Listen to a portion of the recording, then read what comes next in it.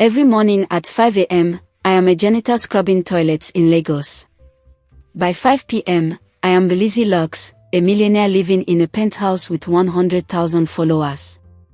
This is the story of how I rented a life I couldn't afford until the owner walked in.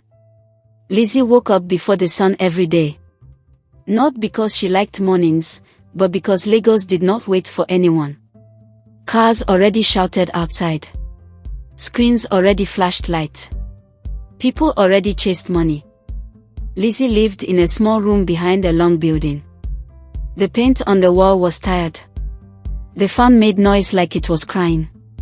Her mattress was thin, but she always smiled when she picked up her phone. On the internet, Lizzie was not small. Online, people called her Lizzie Lux. She posted videos inside tall houses with shiny floors. She drank juice from fine glasses. She stood by wide windows and showed the city lights like stars. People watched her and dreamed. Soft life, they wrote. You are lucky. I want to be like you. Lizzie always replied with love emojis and short words, but her heart beat fast every time. Because the life she showed was not her life. Lizzie was a janitor. She cleaned one of the tallest buildings in Lagos. The building was smart and quiet, filled with machines that opened doors by themselves. The top floors had big homes called penthouses. Rich people owned them, but many of them traveled and stayed away. Lizzie cleaned those homes. She swept floors that were bigger than her whole room. She wiped tables that cost more than her yearly pay. She cleaned beds she never slept on. But every day, Lizzie had 30 minutes.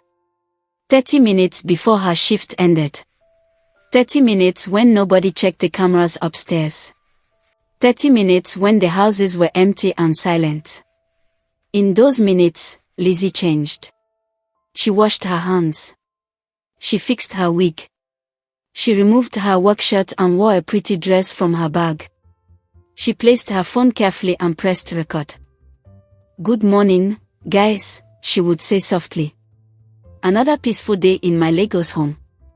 Then she smiled like everything was easy. When the 30 minutes ended, she cleaned up quickly, changed back, and went home tired. That was how Lizzie rented a life.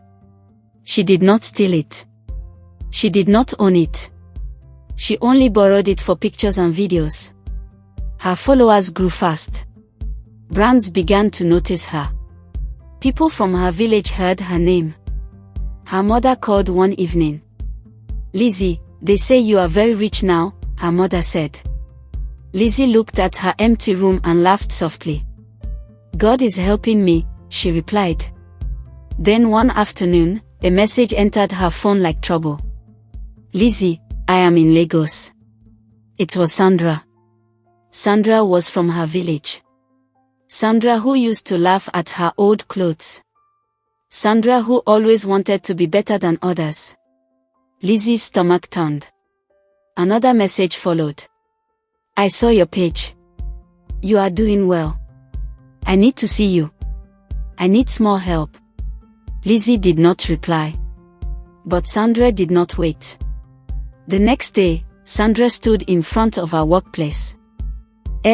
Sandra said, smiling wide. So this is where rich people work. Lizzie forced a laugh. They sat at a cafe nearby. Sandra ordered expensive food without asking the price. After eating, Sandra leaned forward. I need money, she said. Just a loan. You can afford it. Lizzie felt cold. How much? She asked. Sandra said the amount. Lizzie almost cried. I will think about it, Lizzie said. Sandra smiled slowly. Good, she said. Tomorrow, take me to your house. I want to see how you live. That night, Lizzie could not sleep. She knew she had only one option.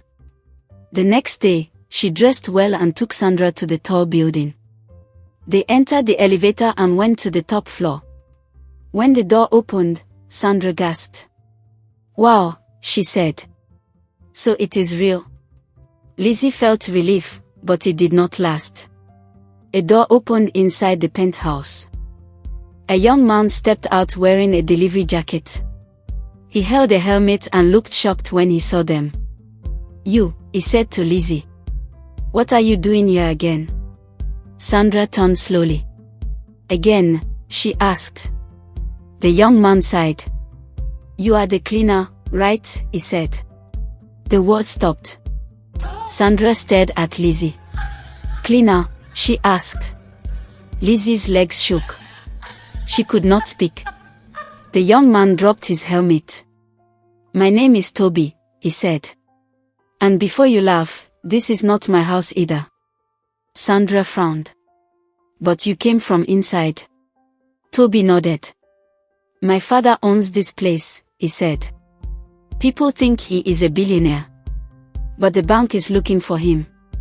Everything is in debt. I work as a delivery rider to survive." Lizzie looked at Toby with wide eyes. Sandra sat down slowly. "So both of you are pretending," she said quietly. Nobody spoke for a long time. Then Sandra laughed, not in a bad way, but in surprise. "This city," she said. "Everybody is acting strong." Lizzie felt tears in her eyes. "I was scared," Lizzie said. "I just wanted to be seen." Toby nodded. "I wanted to protect my family name." Sandra stood up. "I wanted money," she said honestly. "But now I see something else." She looked at Lizzie. "I will not tell anyone," Sandra said. "But you must stop lying to yourself." Sandra left. That day changed Lizzie. She stopped filming in the penthouses. She began to talk about her real journey. About cleaning floors. About dreaming big. About being tired but hopeful. She rented a small apartment with the money she saved from her cleaning job. She started creating her daily lifestyle content and uploading it online. People watched her content online. Her followers grew even more. One brand reached out. They liked her honesty. Lizzie did not become rich overnight, but she became free. She no longer rented a life. She started building her own. And the lesson was simple. A borrowed life will always expire, but a true life, no matter how small, can grow into something real if you face it with honesty and courage. Thanks for watching.